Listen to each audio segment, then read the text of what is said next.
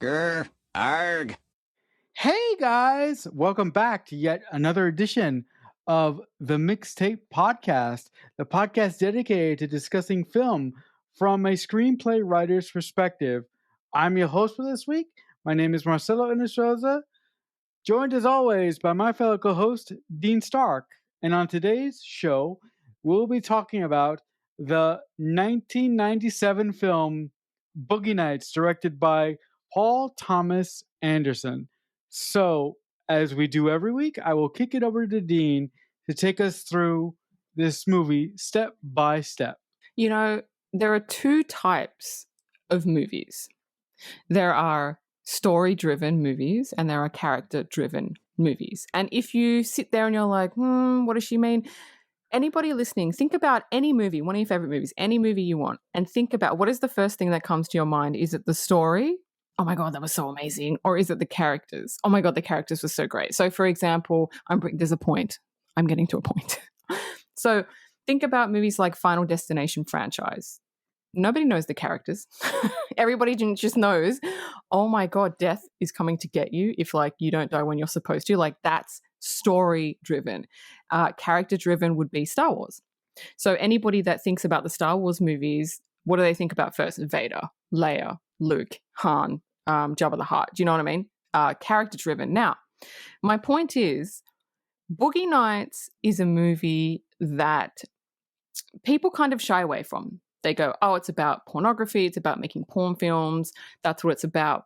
But it's so much deeper than that, which is why I picked it, because I don't think people realize what a great movie this actually is, because it's character driven. And you wouldn't think that when you hear the premise of the movie. And like Marcelo said, it was directed by Paul Thomas Anderson. Now, he doesn't do a lot. He predominantly, when I stalked his IMDb, he predominantly does music videos. He's done maybe 2 or 3 features, but he hasn't done a lot. But he wrote and directed this movie. He's an amazing writer, because in Boogie Nights, it was really difficult for me to take notes because there's so much shit going on. There's about 10 subplots that weave into the main plot, and all the characters have a beginning, middle, and an end.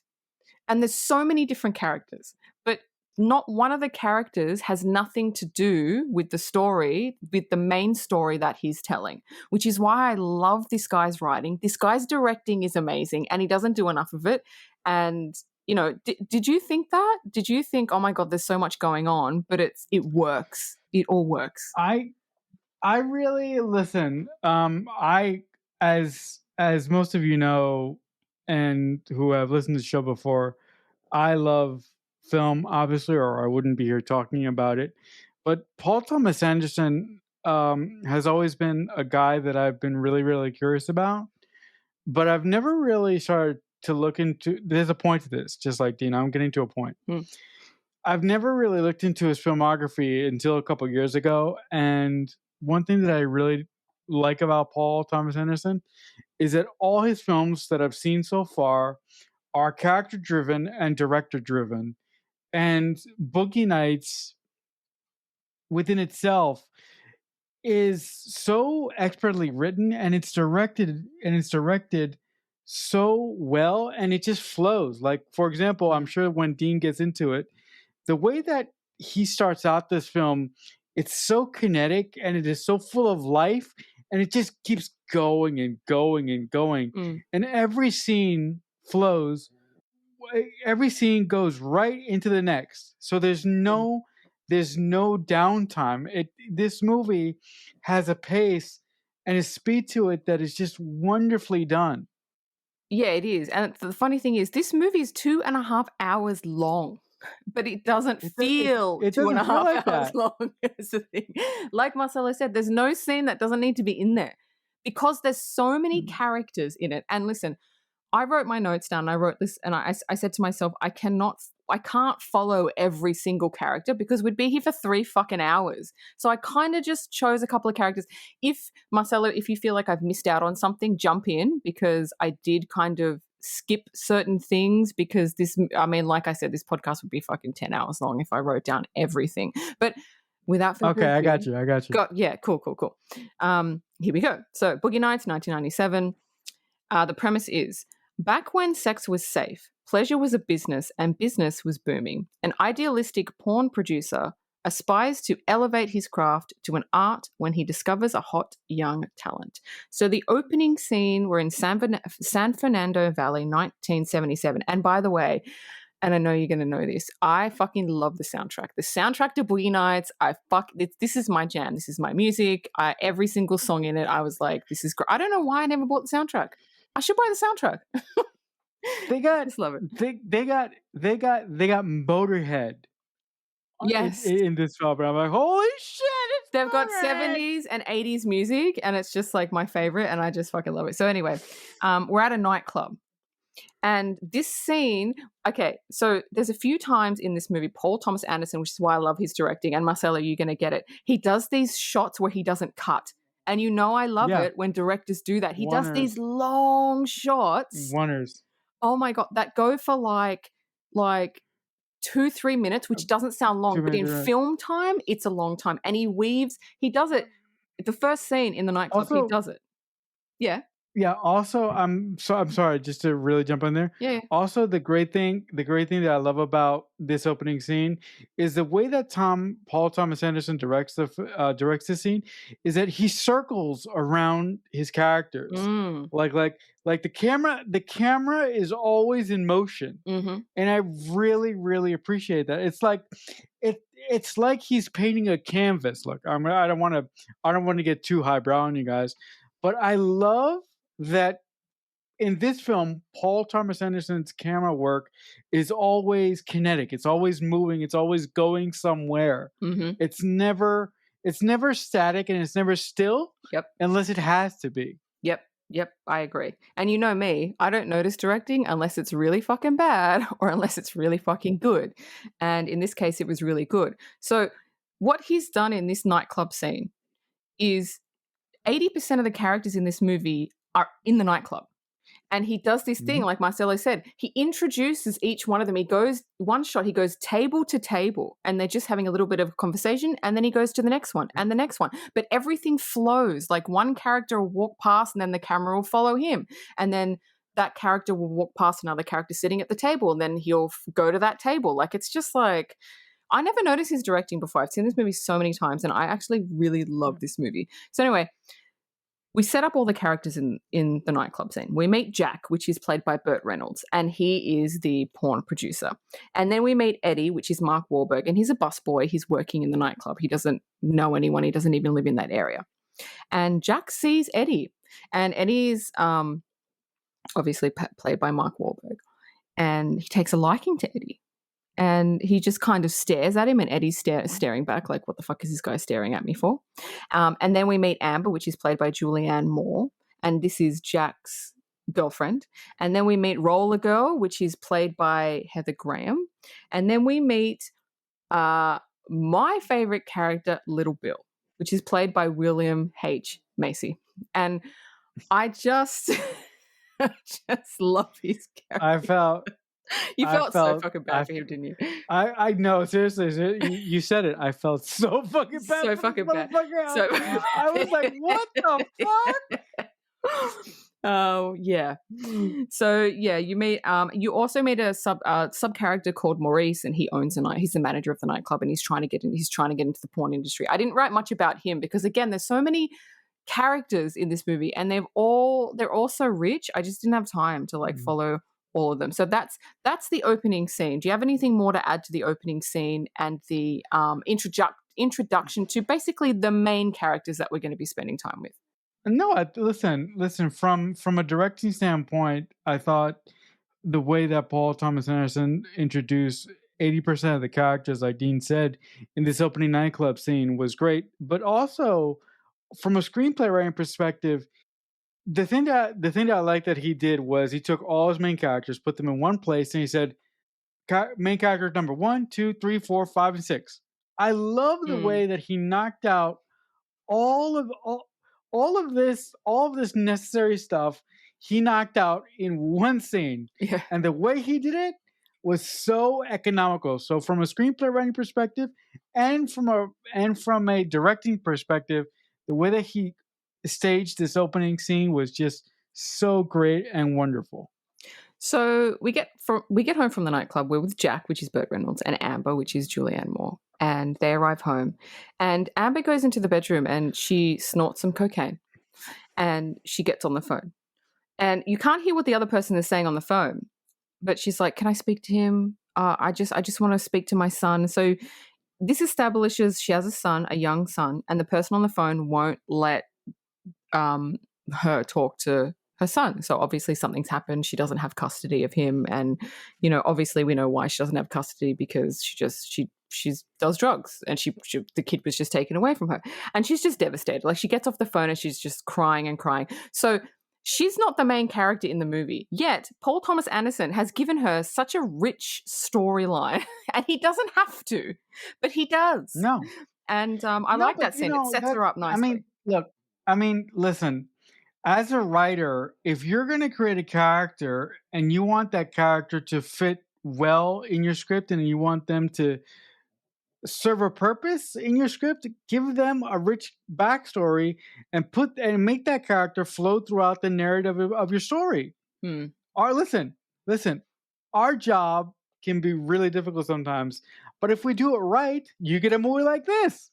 Exactly. So that's after the opening scene. That's the first scene. The second scene, we're with Little Bill, which is William H Macy, and he's so innocent looking. That's the problem. He's got this mullet, and he's just That's the he's problem. he's just he's just so I'm he just sorry, I looks don't so mean to laugh. innocent. He's so innocent. I mean, Page is cast perfectly.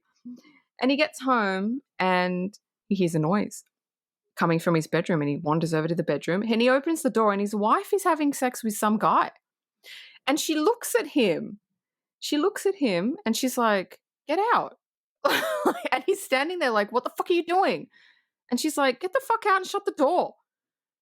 And he just stands there and he's like, yeah, yeah, all right." And then he just closes the door and just leaves the room. And I'm just like, what the fuck? Like, I Yeah, love no. his storyline because he's just so innocent. Like, he just, any other time a couple would be doing that. Like, no, but you can see she just railroads all over him, and he's just like so nice. He just won't say anything. And before you say anything, let me just tell you Okay. a little tidbit. The actress that plays his wife is actually a porn star. Oh, okay, There's cool. 2 porn stars in this movie. I'll tell you when the other one is coming up. But they actually hired a real porn star to play his wife, which I thought was kind of cool. No, but listen. I I'm a big fan of William H Macy. Mm.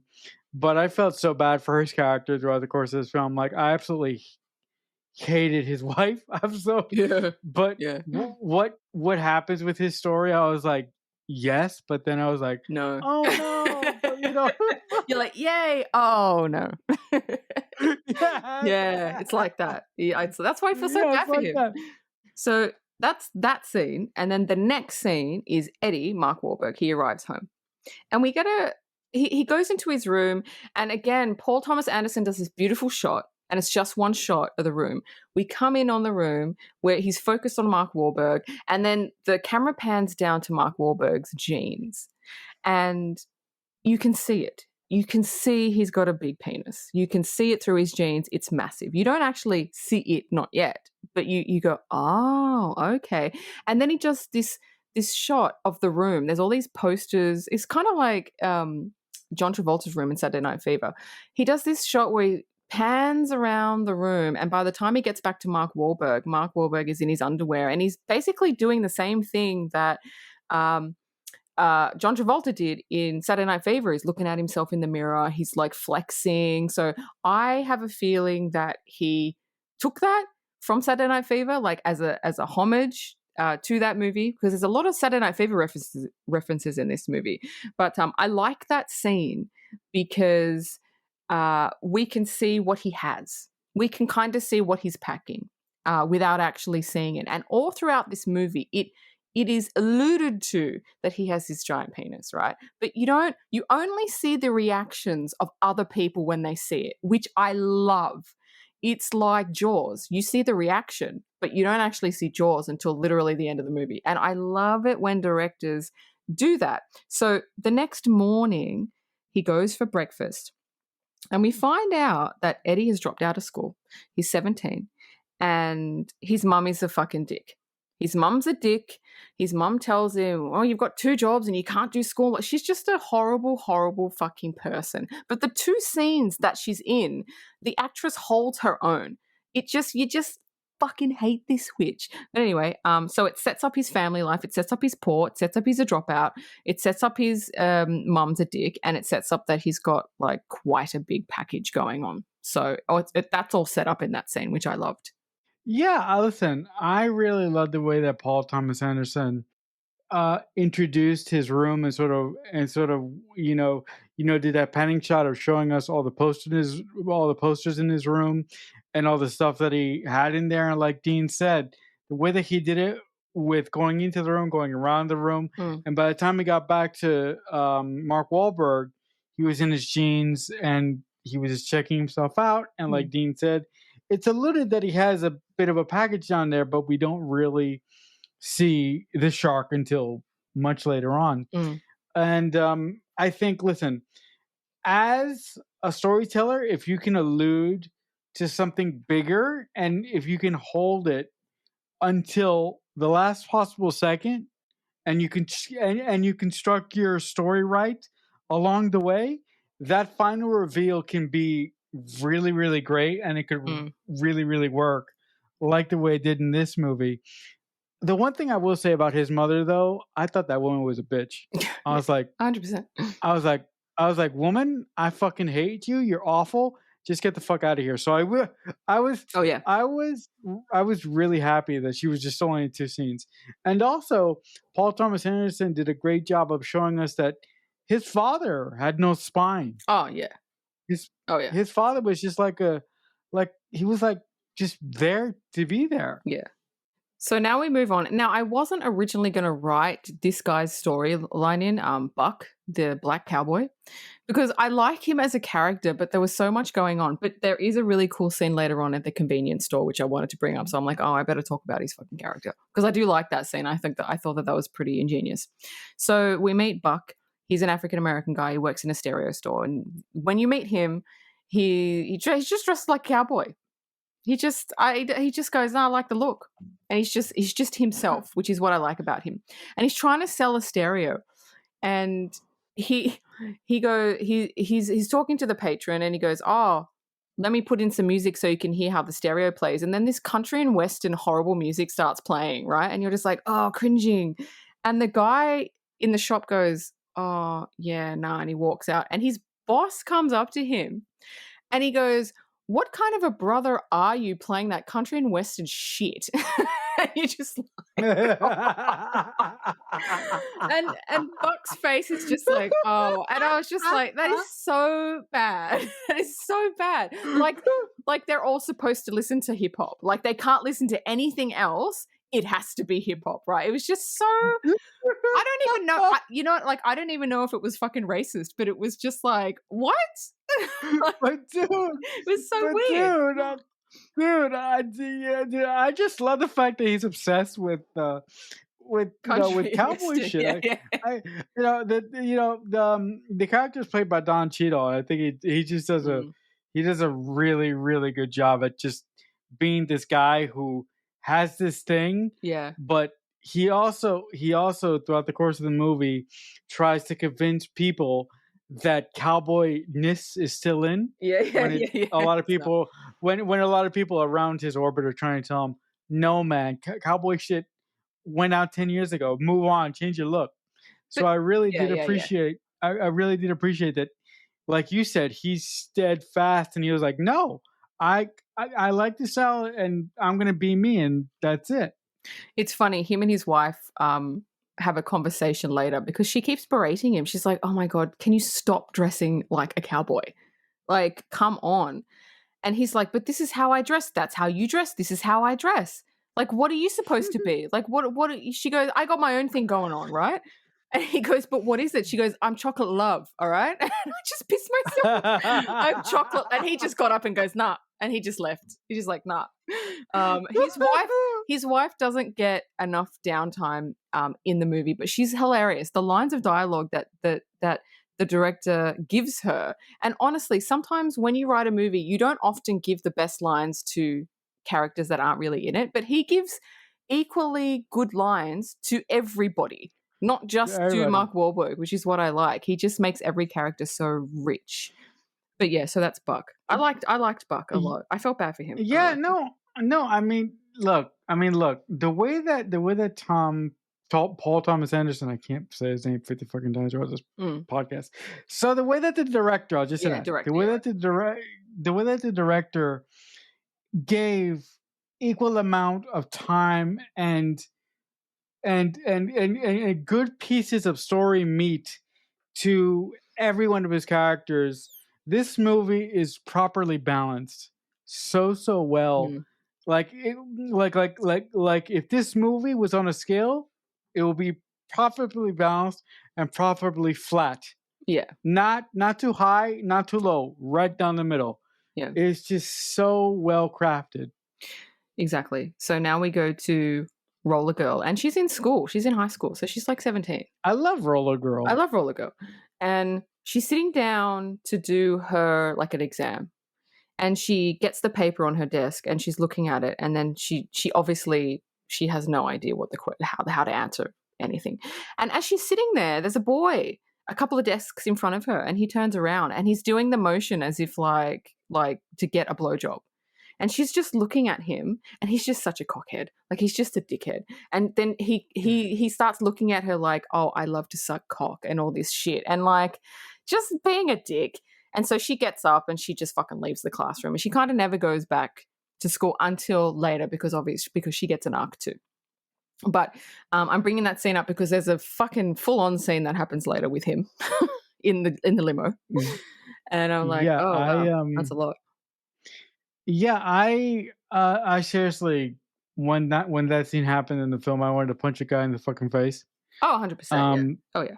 Because but like Dean said, he's a fucking cockhead. Yeah. And what happens later on was just like it was a really tough thing to watch. Yeah. But just for my satisfaction, I was really happy just to see. Yeah, I was too. What happened to that fuckhead.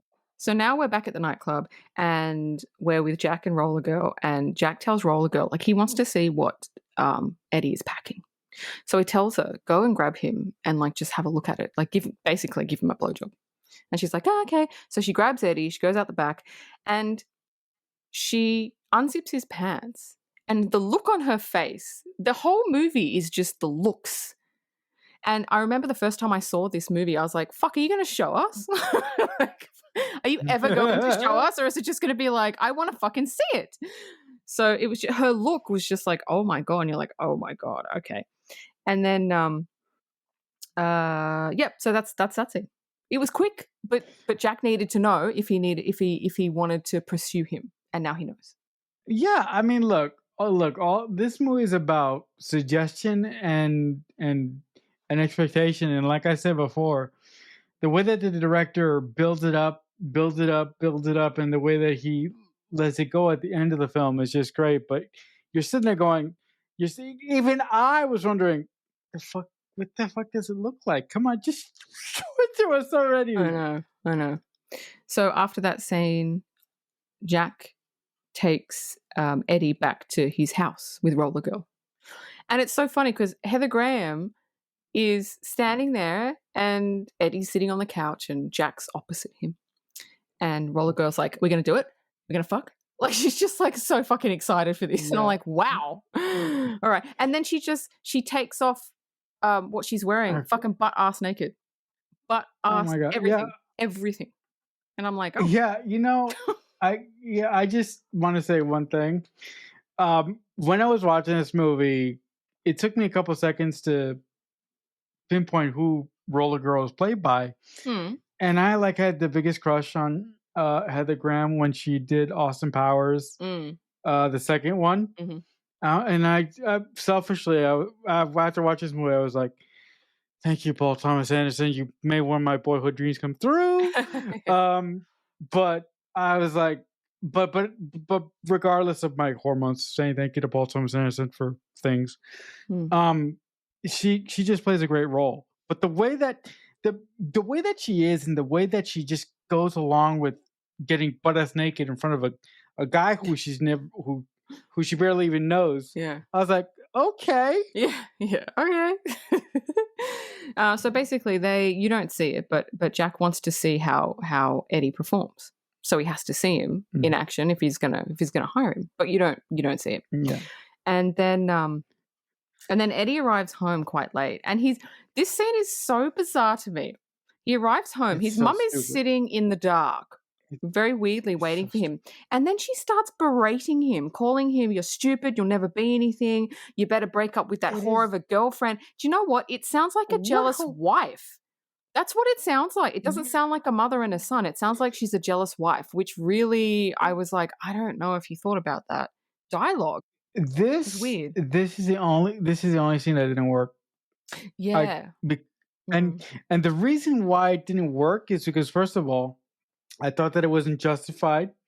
Second of all, she keeps referring to this whore of a person that he's going around with, and we haven't seen him with anybody except fucking Roller Girl. No, there So was I'm a like, scene. There was a scene where he was with a girl that he was dating, but it was oh, just oh a yeah, nothing that's right. scene. Yeah, that's right. And I'm like, well, yeah, but also, yeah, that's a really good point that I forgot. Thank you for reminding me of that. But still, Mm, the way that she just attacks him and berates him for no fucking reason, I'm like, excuse me, woman, yeah, who the fuck hurt you? I mean, this yeah, kid, look, this kid is a fucking drop kick, but he made his decisions and he's still your fucking son. How dare you treat him like that? What the fuck yeah. is wrong with you? And he tries to pack his shit, and you're like, "You don't own this. I own this. I own everything in this." Like it was just, What the fuck? it was great acting by the actress and Mark Wahlberg though, because they really, really Yeah, sold it. But it was just like they fuck out of committed. nowhere. They committed, but Yeah, it was but a lot. yeah, but it was a little bit. It was a little bit. Listen, it was a very powerful scene, but it was a little bit unjustified to me for the reasons that I mentioned, because the Yeah. way that she talks to him and what she says about him, Mm, I'm like, this is not justified because we haven't seen, like, yeah. the way that she was acting, her actions and her behavior really didn't match, Yeah. because we didn't see Mark Wahlberg being a fucking Mm, drop kick. Mark Wahlberg when we met him, or the character that he plays in this movie, has a job, so we didn't see him being a drop kick. yeah. So everything that she says to him in the two scenes that she's in feels like she's just a bitter person who takes out her failures onto her son. Apparently, Paul Thomas Anderson modeled her after his mum, which is quite sad. Oh my god. So, Okay, well, that brings a whole new light into the picture. But mm, wow, okay, that is really sad. yeah. So Eddie leaves. He runs out just with the clothes on his back. And then the next scene, he arrives at Jack's place and there's a pool party going on and another beautiful shot. One shot. That's like 5 minute shot where it just goes from conversation to conversation through the house, back out through the pool house. Like it's just such a beautiful shot. Like it's amazing. Yeah, I look. I was like, I like when I saw this shot, I was like, I really, really, really love the way that Paul Thomas Anderson moves the camera. But the other thing that I said, I really, really love the camera operator, because Oh yeah. it is, guys. For those of you who are listening to us and you don't know how difficult it is to move a camera around a large space, the only thing I'll tell you is it's difficult. Mm, Um, yeah. it's not like picking up a camera, putting it over a shoulder, and going from this place to that place. It's really, really difficult to do that.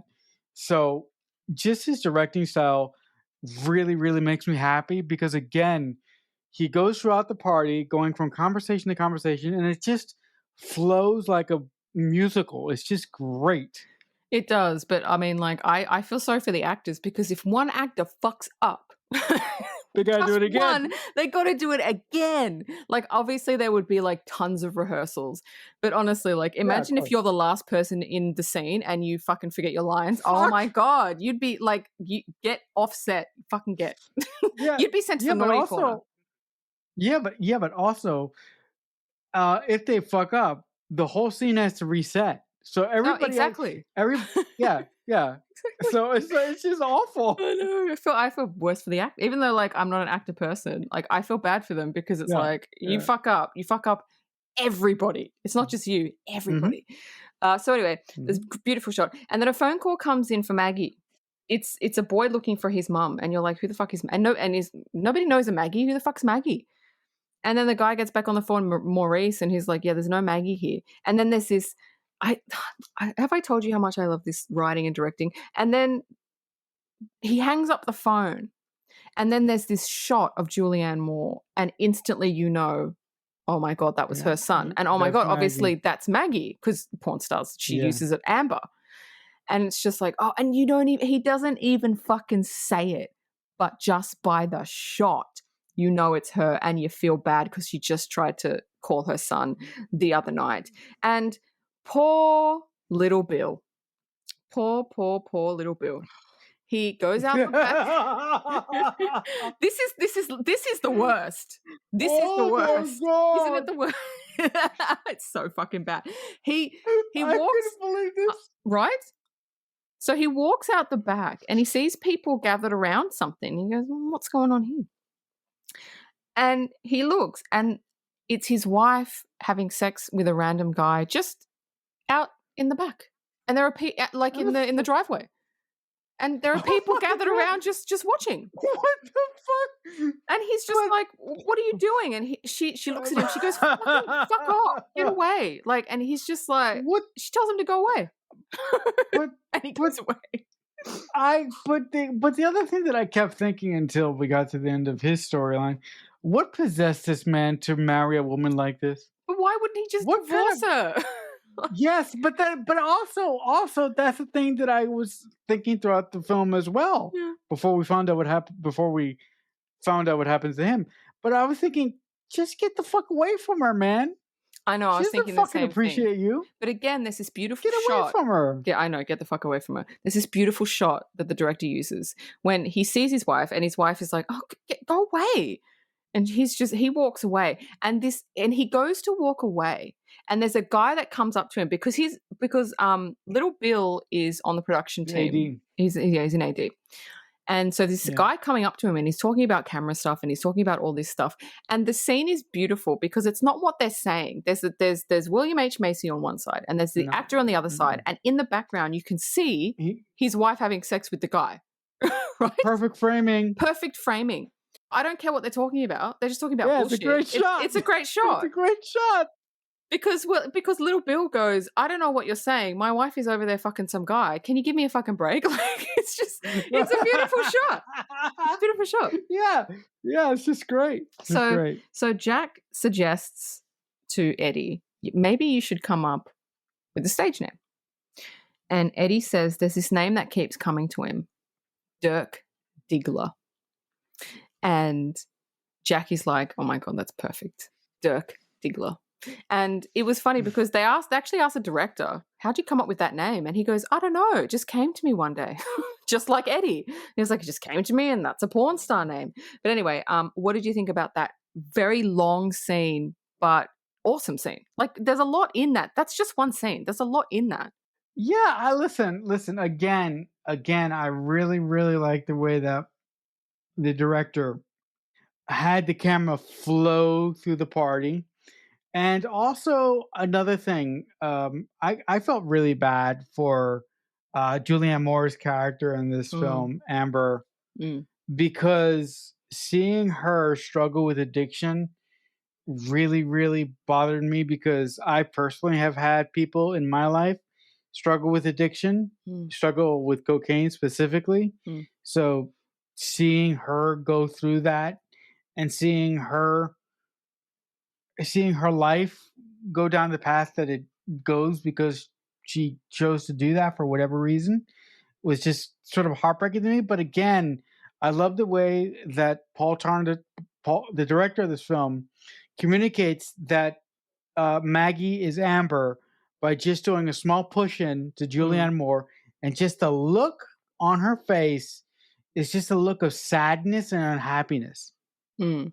Yeah, And like she knows. it, she is the picture of someone who is, for one reason or another, of someone who is physically broken Mm, mhm. and who can't fix herself. Yeah, yeah, And it is just so awful. yeah, it Um is. but the William H. Macy stuff with the wife in the parking lot or in the Yeah. driveway getting fucked is just hilarious. But it's fucking It's fucking it's sad. hilarious. Yes, yeah. Again, you took the words right out of the mouth. It's hilarious. It's hilarious at the moment, but when you find out what is going to happen, Yeah, it's sad. yeah, yeah.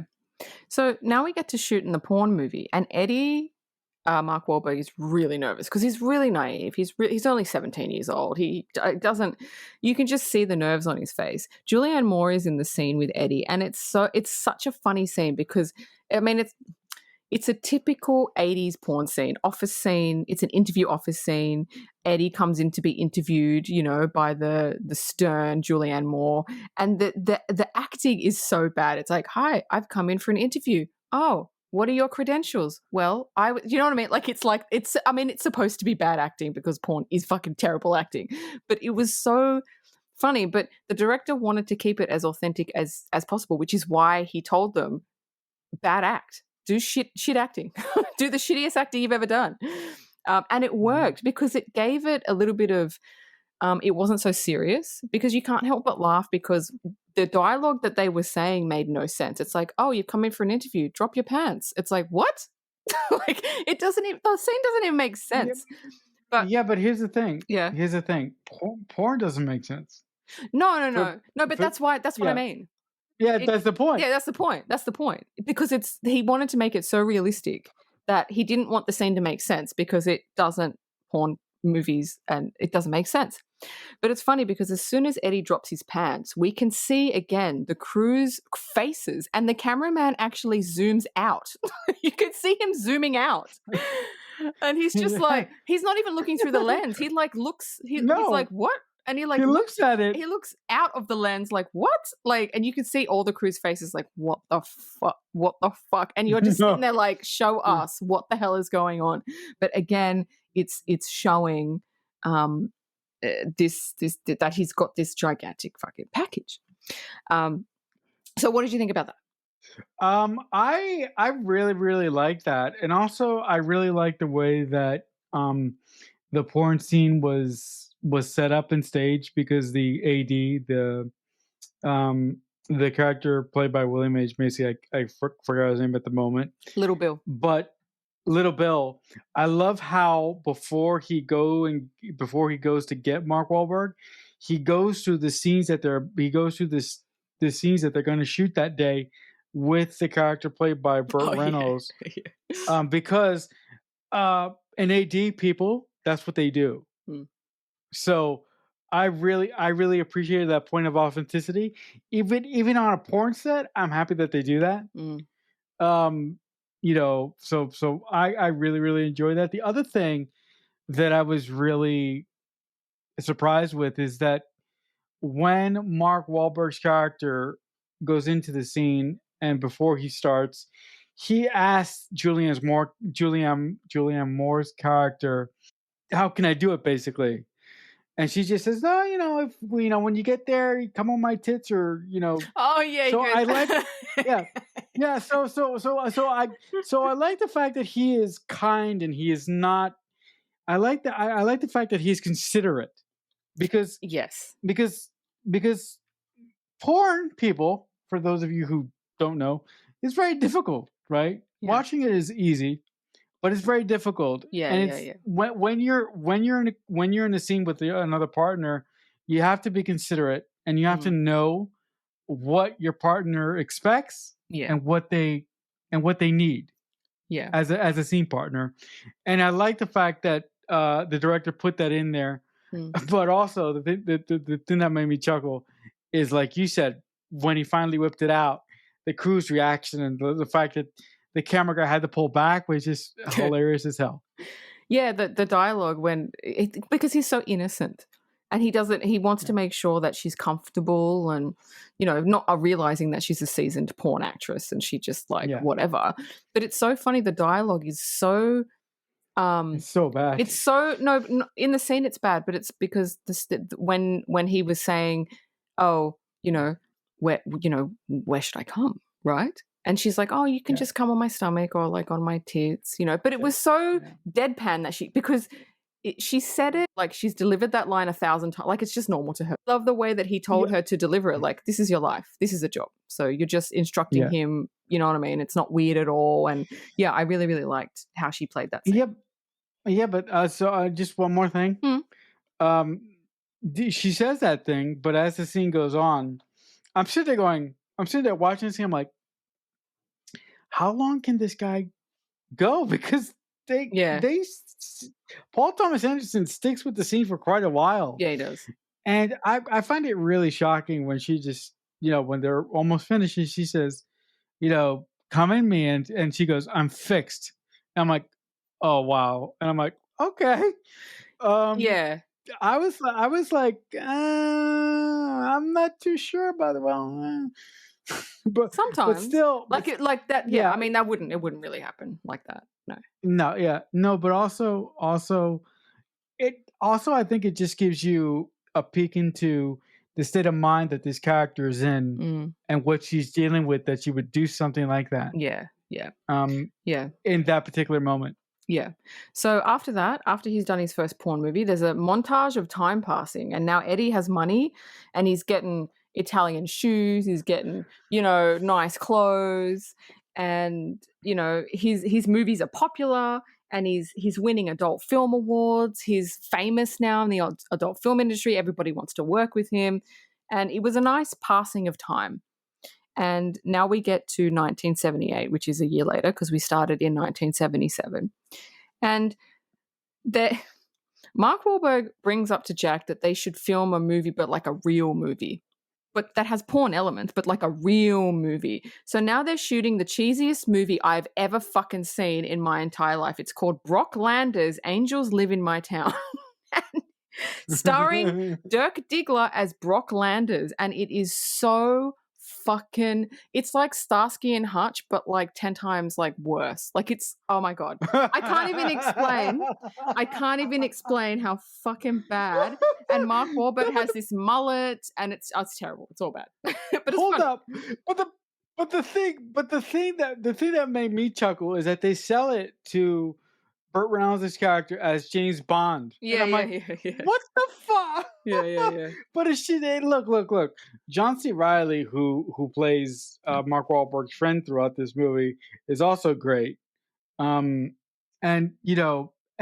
seeing them take that leap and produce several sequels in this series is just really, really funny. But the other thing that reminded me of was, in the 80s and the 70s, porn movies didn't have much of a story.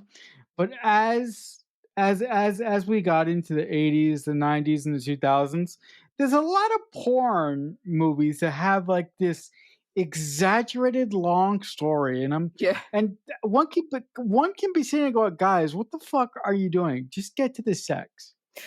Yeah. And I'm like, yeah. And I'm like, guys, I'm watching this for the sex. Can we just get to it? So that him saying that there needs to be more of a story just reminded me of how much I fast forward through all the story parts in my favorite adult films, because I just don't want to. Yeah, I don't want to bother with stuff. But back then, I mean, porn movies were shown in the cinema. Can you imagine? Can you imagine? Oh my God! Like that was a thing. That was real. Yeah. I mean, I can't fathom that you would just go pay money with other people. No. Like, how would you? I don't know. It's just, but it happened, and so the directors wanted to make it a movie. So I think it just, I don't know. It was just fucking most bizarre shit.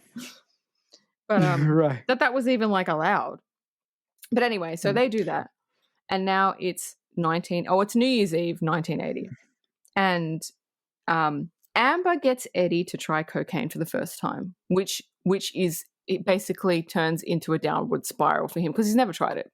So she's like, "Hey, Yeah. yeah, try." I don't like people that That really do bothered me. that do drugs and that offer it to people that have never done it before. I don't like that at all. I don't like it because some people, they'll try it and they'll be like, "Oh, okay," and then they'll be like, "Oh, whatever," and they'll get on with it. But a lot of people, because it's got an addictive quality, they'll want it again and again and again, and it's that person that gave it to them that's at fault. That's what I think, and I don't like these people at all. "No, try it. You'll be No, fine." I've had that before. "Try it." "No, no, try it. It'll be fine." And I'm like, "What the These people are literally the worst." no. Well, that scene with Julianne Moore really bothered me, and I wanted to kid her. Yeah. Look. I'm not a violent person, Mm, but that happened to my that happened to my dad. Um, mm, he got well, fuck it. He got addicted to cocaine because of a friend of his, mm, and if it wasn't for other members in the family who, when my dad was at his lowest, I remember my family telling a story about my grandfather having to go get my dad and pull him out of a fucking bathroom and drive him into rehab himself, which must have which must have been really difficult for Jesus. him.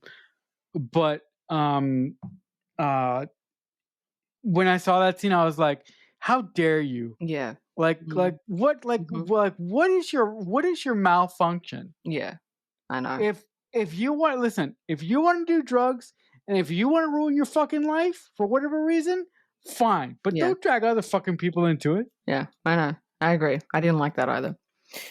So now Jack has a meeting with a financier, and the financier is telling him movies in the cinema are on their way out, and video is coming in and taking over. And Jack is basically like, "I don't believe it. I don't believe video is the new thing. I don't believe amateurs, because this guy's basically saying you can hire anyone. Just hire anyone that can have sex, put it on a video, you'll make money." And Jack is like, "No," because Jack believes he's a filmmaker. Jack believes he's legit. And I'm sorry to all the porn directors You're out there. You're not. not directors, okay? I mean, you are directors, but No. you're not real You directors. are. I mean, you're not real No. directors. I'm sorry. Am I going to get shit for that? I No, mean, you're not.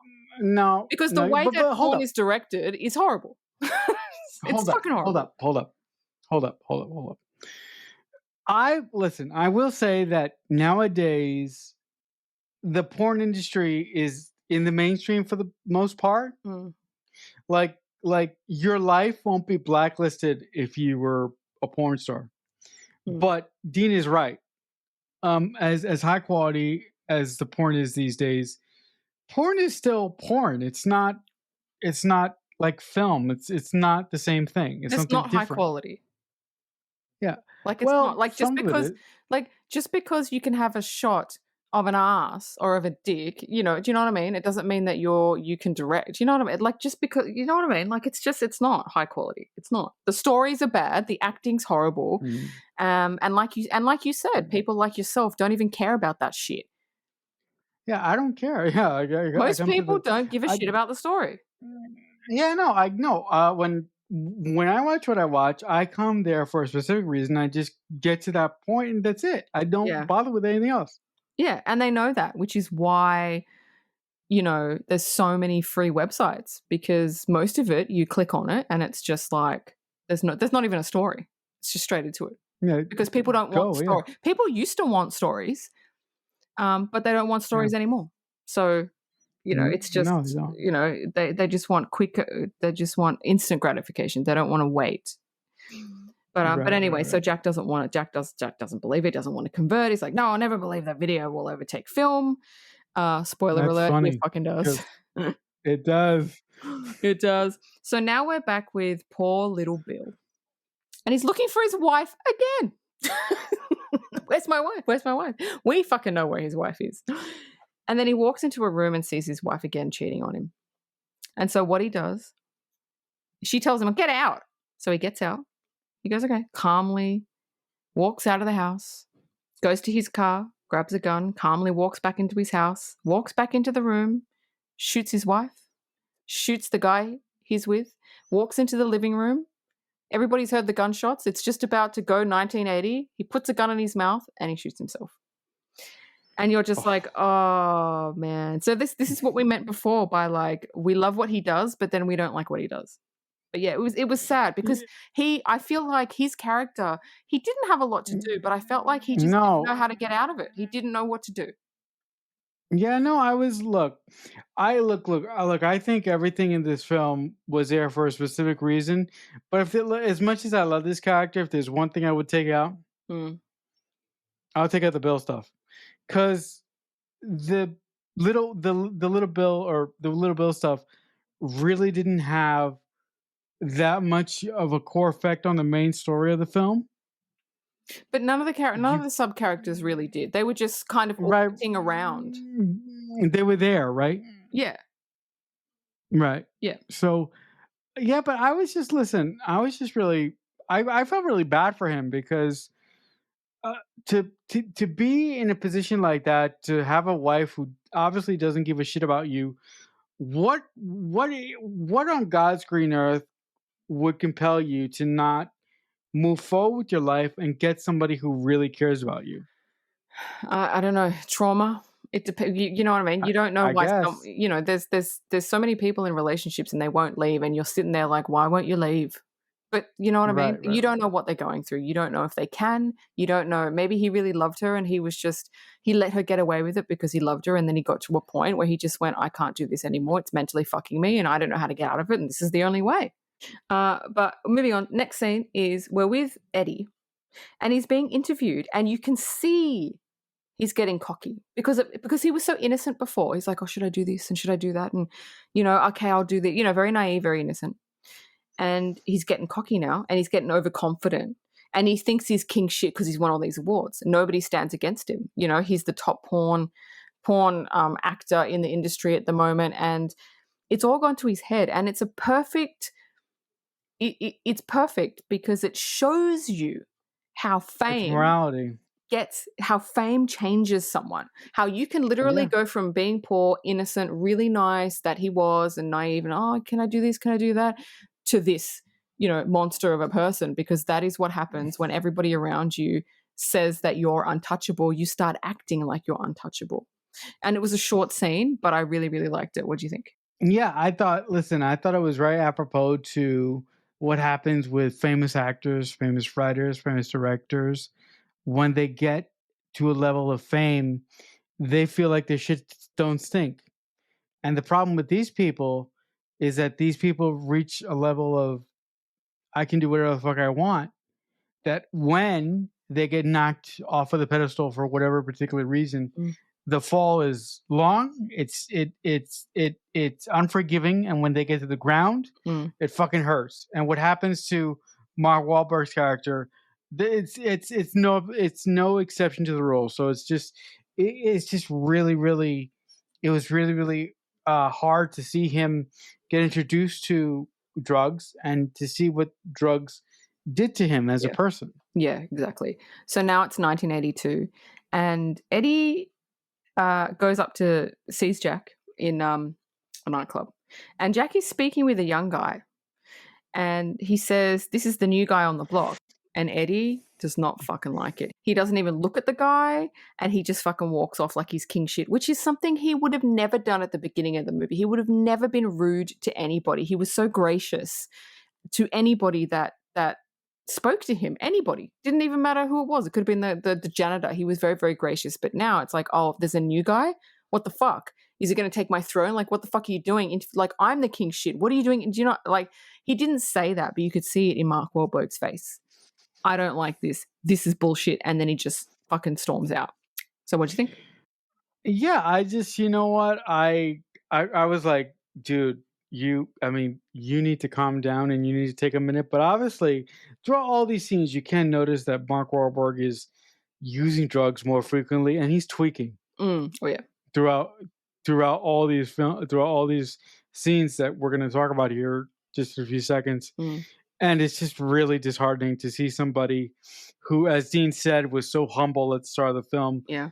get to this stage of paranoia and get to this belief that he is more important than everybody else. Because here's the thing, he's not. Mm.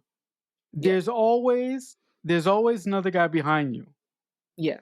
If you can't do the job, or if you get too old, there's Yeah. always somebody waiting. There's always somebody waiting in the wings to take what you already have. Yeah.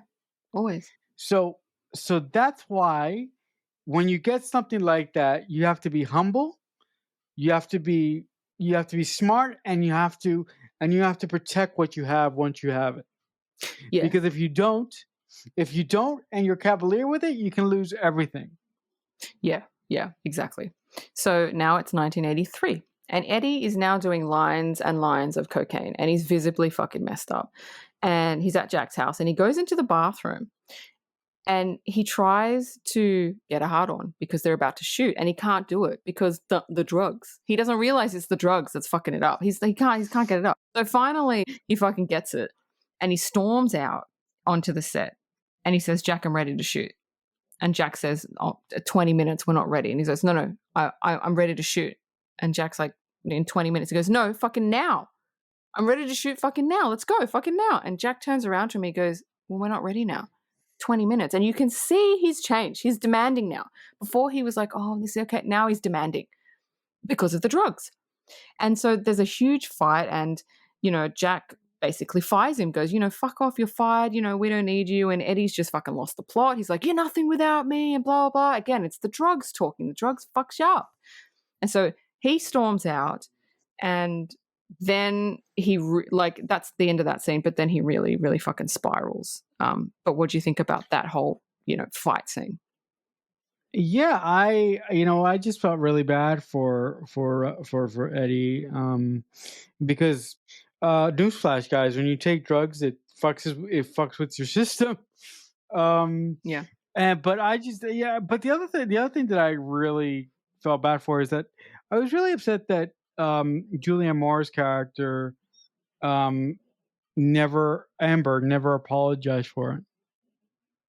Yeah. She never once in this film says to Eddie, "I'm sorry for fucking you up." But she doesn't realize, because she's fucked up. She doesn't get it. Yeah. Well, she's fucked up too. But I wish there was a point of recognition that she understood that the reason why this happened was because of what I did. Mm. And if I had never done that, he would probably still be here. Yeah. And also, because of her behavior and because of her lifestyle, she loses something that's way more important than her relationship with Eddie, or her working relationship with Eddie later on in the film. Yeah. So now is probably the funniest scene in the movie, where Eddie tries to get a recording contract. And we're in fucking bad. Oh my God, we're in a recording studio, and Eddie is recording a song, and it's literally the worst song I've ever heard. It's an 80s song, and he's trying to get I can't even, it's like, the words are like, it's similar to the song Jump by Van Halen, but it's literally Mark Wahlberg singing, but he can't sing. He's tone deaf. If you were to watch this movie, literally just Google this scene and have a good laugh, because it's fucking hilarious. But he thinks he's good. That's the thing. He thinks he's good, because nobody tells him he's not. That's the problem. Everybody around him thinks he's the greatest at everything. No, but here's the problem. When you are going through a difficult time, when you're a drug addict, or when you're in an abusive relationship, or whatever, the hardest thing to do is get out of that. And the thing that makes it harder is if you have nothing but yes men and yes women around you the whole time. Exactly. You need to get out of it. You need somebody to sit you down and say, wake the fuck up. You need to fucking change right now. If you don't change right now, you're going to fucking die. Yep. But to move to the scene, Mark Wahlberg singing in the scene is absolutely horrendous. And I was just sitting there going, oh my God, this is so bad, but I can't look away. It's just you can't look away. It's so bad. Yeah, it gets worse later, because he records again later. It's so bad. So now there's a short scene where Buck, which is the black cowboy, He's married someone new, and he's trying to get a loan because he wants to open up his new stereo store, and they won't give him a loan. Didn't Hmm? didn't he marry He married the white girl. the white porn star that was in one of the scenes with Yeah. He Eddie, did. right? He did. Yeah. So Yeah. they won't give him a loan because why won't they? I can't remember why they won't give, but they won't give it to him. No, they didn't give him the loan because the bank was not comfortable associating with porn actors. Oh, that's right. But he's trying to say, I'm not a porn actor. Like, I worked on porn sets, but I'm not a porn actor. But they're like, yeah, we're not comfortable. So he doesn't get it, and he doesn't know. He wants to make something out of his life. He doesn't want to do what he's doing anymore. He wants to open a stereo store, and like he just gets blocked at every turn, which I feel kind of bad about. He is actually possibly the only character in this film. Well, I'm not going to say that, but he's one of the few characters that wants to do something better with his life. Yes. And wants to better himself. Mm. And it's just really disheartening that the one character that's trying to do right, the director sort of, notches him down a couple pegs until he puts him in this incredible situation in a bakery that we're going to get to in a little bit here. Yes. It's just really great. So now, I'm sorry, but I'm sorry. Just one more thing. Yeah. But with that being said, it's really hard to watch though when he's getting denied by the bank officer because the bank doesn't want to associate with porn individuals or people that have been involved with porn. Yeah. So now we're with Amber, Julianne Moore, and she's at a hearing to get her son back, and she's dressed really nicely. Her hair's really nicely done, and her ex-husband comes in, and basically it doesn't go well for her because the judge is sitting there, and the husband says like it's not a good environment for my son. Like around, she lives in a place that they shoot pornography and that there's drugs everywhere. And she's trying to say, oh no, he's not exposed to that. But how can you not be exposed to it when it's literally in every room of the house? And look, it doesn't go well for her. And the judge basically rules against her. And it is sad to see Julianne Moore crying outside that she doesn't get her son back. But I agree with the judge. You cannot put a child in that environment. It will mess them up. You cannot put, especially a boy of 8 or 10 or however old he is, in a place where there's naked ladies walking around all the time. This is not going to go well for him when he's older. He's just going to think that he can treat women. You know what I mean? It's not going to go well. And he's going to think drugs are okay because mum does. I mean, there's no way you can keep this shit away from a kid if it's in the same house that the kid is in. So, Julianne Moore could improve her act, but she doesn't. All she's got to do is like, okay, get away from the porn industry, get a job, get a normal 9-to-5 job that's kind of respectable by the court standards, and get clean, go to rehab, and then you'll get your son back. It's very, very easy. But she doesn't want to give up the lifestyle. So it's like, what do you want here? Do you want your son or do you want the lifestyle? Which is, she wants the lifestyle a little bit more than she wants her son, which is what I got out of it. Yeah, I completely agree with you. It's just really, really disheartening to see Julianne Moore crying outside. But when I saw her crying outside, I was like, you deserve this. Yeah. Because like Dean just said, you did nothing to remove yourself from that situation and make your life better. And you took no steps whatsoever to get clean. None. And the other thing is that I didn't like how she was blinded to the fact that her environment isn't suitable for a child. Are you kidding me? I know. A house that is full of drugs that they shoot adult entertainment in. Are you fucking kidding me? Do you know how fucked up it is when you put a kid in that type of environment and you don't tell them that everything that they see in this house they can't do? Yeah. Like, I can't imagine what being a kid living in a house like that would be. I would be so fucked up when I would get when I would be older. Yeah. Because I would assume that the whole world is like this, and the whole world isn't one giant party, and the whole world isn't one big giant porn thing. It's just something that is here, but it's not reality. It's fiction. Yeah. It's just it's just really disheartening to see her character basically stay static throughout the whole course of the film. Paul Thomas Anderson, yeah, Paul Mm, Thomas Anderson does a really good job with giving his characters closure, but the one person that he doesn't really do that with, mm. and he leaves her static, is Julianne Moore for some reason. Like I don't know if he did that to make a point, but it's really disheartening what he does with her. You know, Amber, she wants to have her cake and eat it too. She's not willing to Right. give up her lifestyle for her. She wants her son and she wants her lifestyle. And Mhm. she wants to try and have both. And it's not working and she kind of can't work out why. Two things. One, the judge in that scene, that was the other porn star. That's a real porn star, the judge. Oh. And yes, and it's funny because that actual porn star went through that exact scenario that she's actually being the judge of in her real life. Oh. Wow. Okay. And another thing that Paul Thomas Anderson said about the characters, and he said none of the characters have arcs in this movie. And he purposely did that. He wanted the characters to be the same from the beginning to the end because some people don't change. And that's what he wanted to put forth, that some people, not everybody has an arc. Not everybody learns their lessons. Not everybody gets what they want. And he wanted to keep the characters the same throughout the I whole movie, which I really like because it's true. Not everybody fucking changes.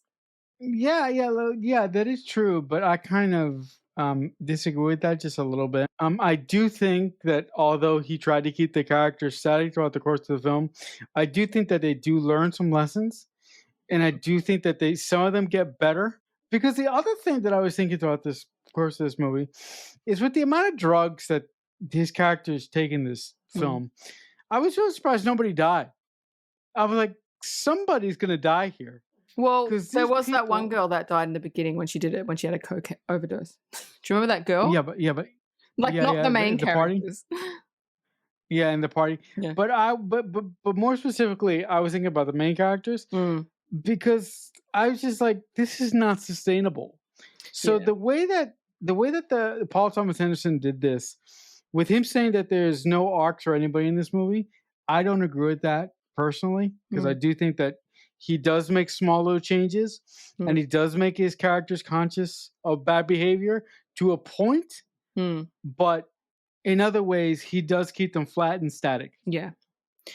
So now we're back with Eddie, and Eddie has basically fallen from grace. He's lost everything. He has no money. He's spent it all on drugs, and he's basically prostituting himself because he has nothing because of the drugs. And a car pulls up next, standing on the street, and a car pulls up next to him, and a guy, says, get in, and they go to like a parking lot where there's nobody there, and the guy goes, I want to watch you jerk off. I don't want to touch anything, just I want to watch you jerk off. And so, Mark Wahlberg kind of gets into it, and as he's in the middle of it, this truck pulls up, and it's the guy's friends, and they drag Eddie out of the car, and they start basically beating the shit out of him because they think he's gay.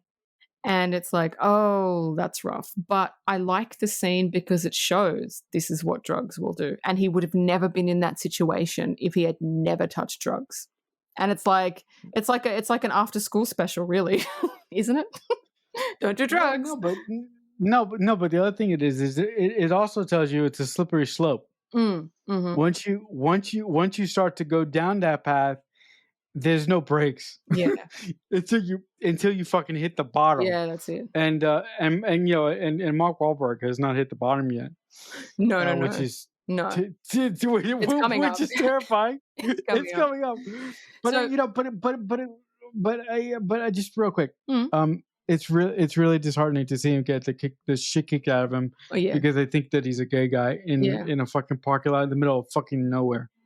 Yeah.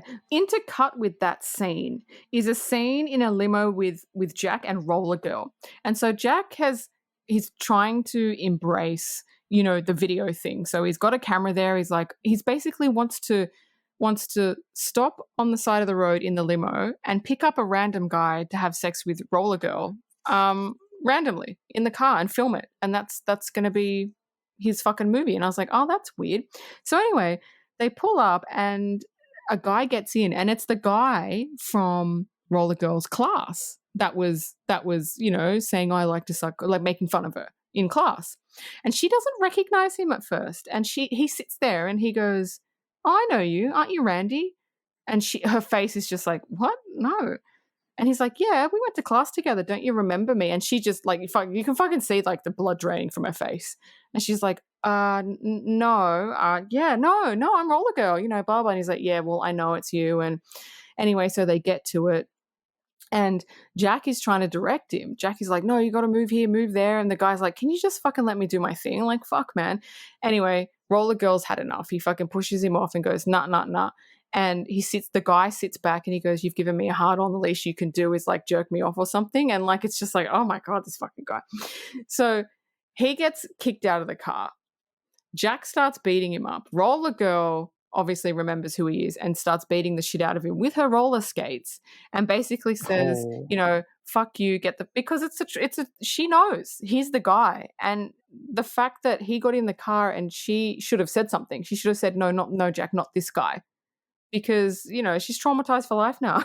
Like, she's going to have sex with a guy that was a fuckwit to her. Like, no, but it's a full-on scene. It's full-on. And the way that Heather Graham acted in this role, in this particular scene, was great. You could see, like, Burt Reynolds had to hold her back. She was, like, jumping and screaming. And, yeah, it was a great scene, acting-wise. Yeah, no, it was really a tough thing to watch. And the thing that made it really tough was this guy was just a ballback son of a bitch, and the way that he treated her when he got into the limo, and the fact that after Roller Girl said I don't want it, the fact that he said the least you could do is jerk me off. And I love Burt Reynolds' reaction when he pulls him out of the fucking car and beats the shit out of him. Yeah.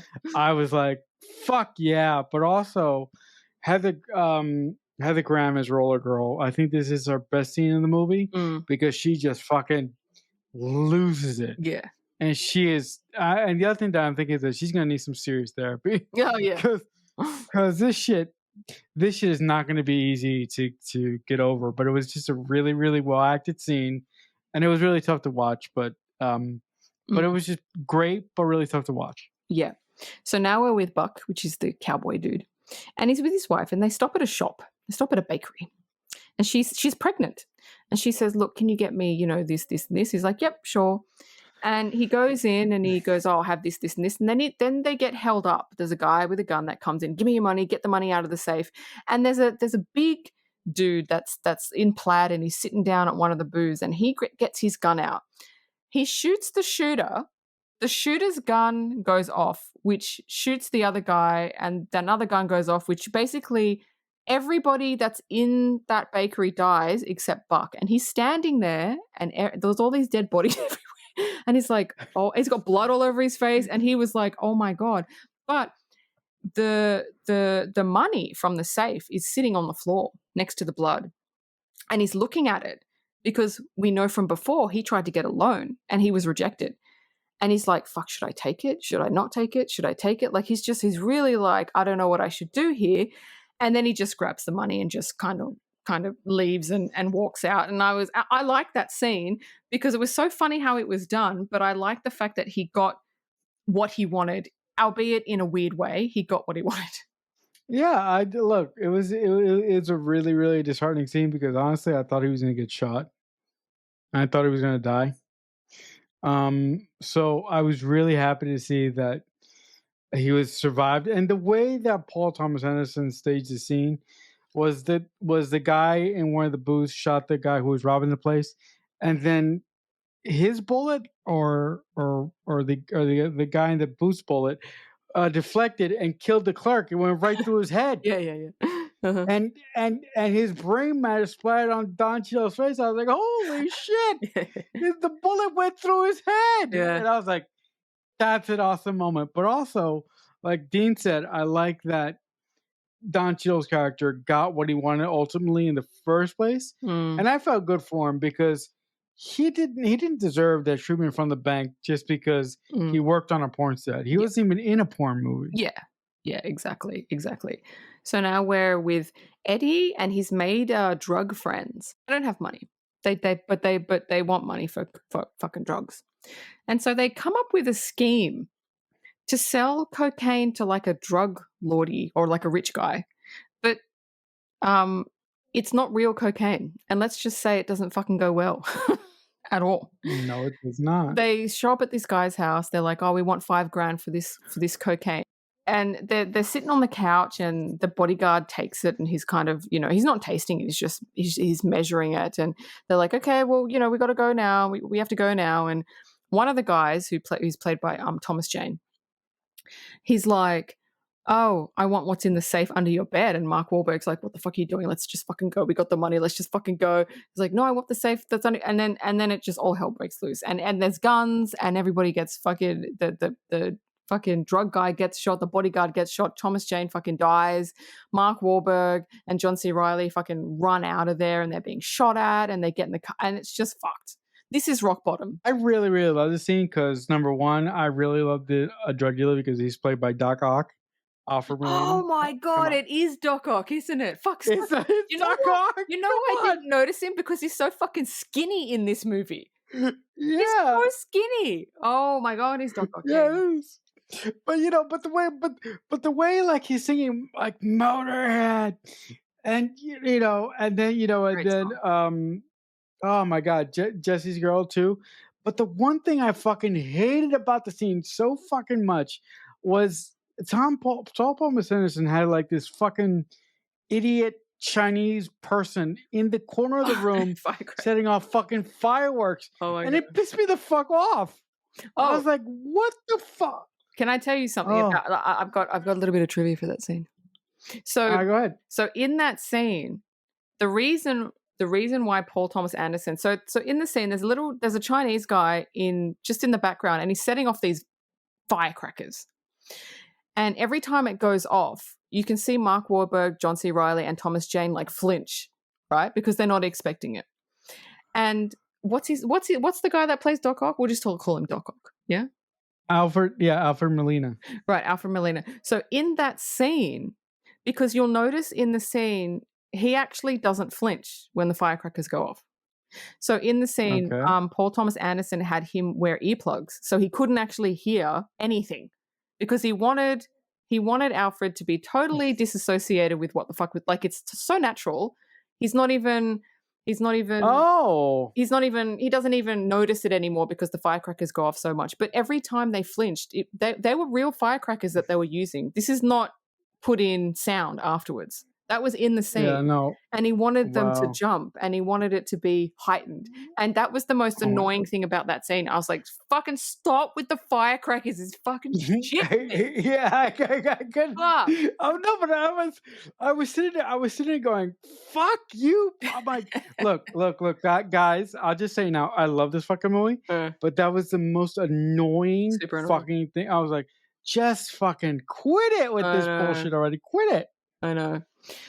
So anyway, that's rock bottom for Eddie. And then Eddie has nowhere to go but back to Jack. So he goes back to Jack and he pleads him for help. He says, please, I need your help. I don't know what's happened. Please help me. And Jack gives him a hug and welcomes him back. And I like that he did that because he could have been an asshole. He could have said, no, fuck you. But he's seen the change in him. He's seen what's happened. He's seen it's the drugs, and he's seen it's taken a lot for him to come back and to say, I have nothing, please help me. I don't have anywhere to go. So I really like that scene between Eddie and Jack. Yeah. Also that really gave me hope that Jack was going to help Eddie get clean in some way. Mm-hmm. Although I don't know how he's going to stay clean because that fucking house is probably still littered with drugs. Yeah. And illegal shit that shouldn't be there. Yeah. But I'm really glad that throughout all of this, Jack saw how fucked up he got, and he understood that he needed to help out this kid. If he didn't help him out, Eddie probably would have been fucking dead. Yeah. Within like another week or so. Yeah. Yeah. So now we move on, and this is kind of a wrap up to all the fucking subplots that are going on. So Buck he's bought his stereo store and he's filming an ad for his new stereo store, and Amber is directing it. and Roller Girl is getting her GED. She went back and she I don't know why though. Like why? Like you're not gonna use it ever. I thought it was a bit strange. No, yeah, no, and the other strange thing that in the film is that Roller Girl and Amber have a really weird scene where they get fucking again. Amber addicts somebody to fucking Oh, were they cocaine. doing lines together? Like, what the? I'm like, what the fuck is wrong with you, woman? Yeah. Either look, I'm like, okay. At that point, I was like, either choose, either have this fucking life, kill yourself, bring people down with you, or go or change your fucking life around and get your fucking son back and move on to something better. But she annoyed me so much in this movie. Yeah. Granted, I love Julianne Moore in this role, but her character just frustrated the fuck out of me because she didn't change. She did not learn anything No. in this movie. No. Nothing. Look, the reason why people that have addictions do that, try to get other people into it, is because they want other people, they want friends. They want to do it with people. They don't want to, people with addictions don't want to drink alone. They don't want to do drugs alone. They want to do it with other people. So they try to get other people. That's part of the addiction. So, Yeah. I mean, it's a shame, but it is part of it. They want to have that community. Like, oh, you do it. It makes them feel better that there's someone else that's like them. I mean, it's not an excuse, but that's part of the addiction, which is just fucked. It's just fucked. So anyway, the final scene of the movie is we're gearing up to film another porn movie. And Eddie's in his dressing room and he's kind of looking in the mirror, practicing his lines and all that. And finally, this is it, people. This is it. This is the scene where Mark Wahlberg stands up, unzips his pants, and fucking pulls it out. And you see it in all its fucking glory. You see it right. The last fucking shot of the movie is the fucking penis. And it is fucking insane. It's fucking crazy. It's insane. And you can see why everybody was looking at it like, whoa. Like you can see. But I love how he left it to the final shot of the movie. The whole movie, if you haven't seen this before, you're like, give us a look. Fucking come on. And it's just like he makes you wait until the last shot. And then he shows you. And I think that that's awesome. And that's the end. That's the end of the movie. Yeah, no, it's again, I said it at the beginning of this podcast. If you're gonna have a Jaws moment like that, you better make the payoff really good, and you better make it really hit. And when Mark Wahlberg releases the lizard in the last scene of this movie, you're like, oh wow, that thing is a monster. I'm surprised. Yeah. I'm surprised anybody could walk after being trussed with that thing. Yeah. And it's funny because Mark yeah. Wahlberg actually kept it. He still has it. Oh, wow. It's made out of some foam thing and he kept it. So there you go. All right. There you go. Do you want to go on to your trivia? Sure. So the first trivia is after seeing, I don't get this trivia. I don't understand this. After seeing the movie, Burt Reynolds regretted making it, fired his agent, and distanced himself from the movie. I don't get that. I really Did he don't. not read the script? Was he not there for filming? Did he not know? I don't understand. Yeah, I don't like maybe he had regrets or maybe he just didn't. Yeah, he regretted making it, but I'm like, what? But it's such a good movie. Why would you? It's so weird. It is. No, but I don't understand that, to be honest. I don't understand it either. So Leo was offered the role of Eddie, Leonardo DiCaprio. But he couldn't do it because he was doing, I think, Titanic at the same time. But he's the one that suggested Mark for the role. I like this one. Paul Thomas Anderson spent 1 year hanging out with Ron Jeremy. Oh, wow. And people, if you don't know who Ron Jeremy is, he was the biggest porn star in the 70s, 80s, and early 90s. He's ugly as fuck, but there you go. He's actually going through some very interesting legal troubles right now. Yes, he's in jail for rape allegations and sexual assault. So, yep. So yeah. Next one is Joaquin Phoenix was offered the role of Eddie. And he said no. let me tell you a little bit about that. There were a lot of actors that were offered the role, and they all turned it down, and they all had only one reason for turning it down. Why? I don't want to do a movie about the porn industry. And I What the find, fuck? and that's it. That's what they all said, and I find that really interesting. You'll play a That's so serial stupid. killer, right? You'll play a rapist, but you won't play someone in the porn industry. They all watch porn. Maybe they don't want to be. Every Maybe they don't want to be associated with it, but it's just hilarious. Like, oh, yeah, I'll play Jeffrey Dahmer, but I'm not going to be associated with the porn industry. No, can't do that. And I'm like, are you fucking kidding? that Actors. that is up. That is ridiculous because when you're an actor, when you're an actor, your primary goal is to play someone who you're not. And another thing is, everybody watches porn. They're trying. You Are they trying to say? Are they trying to say? Are they just? The thing is, it's taboo. That's the no problem. It's bullshit. taboo, right? No bullshit. Right. Killing No, kids yeah. like being a serial killer of like babies is like totally fine. But like the porn industry, no. Oh my god, no! Fucking stay away. But also, do you realize the hypocrisy of that statement? Yeah, I know. Dean just said it. Being a serial killer, killing people is fine, but not being in a movie or porn. Oh, that's where you draw the line. So yeah, fucking it's so stupid. weird because it's a fucking people's mentality is just so fucking weird. But anyway, So that's the stupid. reason. And my last bit of trivia is Gwyneth Paltrow was offered the role of Roller Girl. That would have been interesting. Oh, yeah, that would have been interesting. But I like Heather Graham. Thank Yeah, you me very too. much. Anyway, that's it. That's the end. That's all I got. All right, guys. So that'll do it for this edition of the Mixtape Podcast.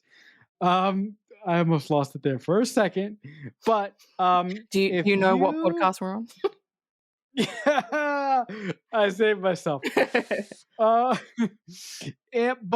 in all seriousness, if you like the show that we do here and you want to send us suggestions, questions, or you just want to tell us how awesome we are, you can email us at themixtapepod@aol.com. And if we get any suggestions or if we get any well wishes or anything like that, we will give you a shout out on this very show. But if you choose to come back next week, we will be talking about a thriller classic. We will be talking about the 1960 film Psycho, directed by the one and only Alfred Hitchcock. So until then, as I say often, if someone is kind enough to ever make you a mixtape, that must truly mean that they love you. The Mixtape Podcast is a Balloonhead Productions presentation.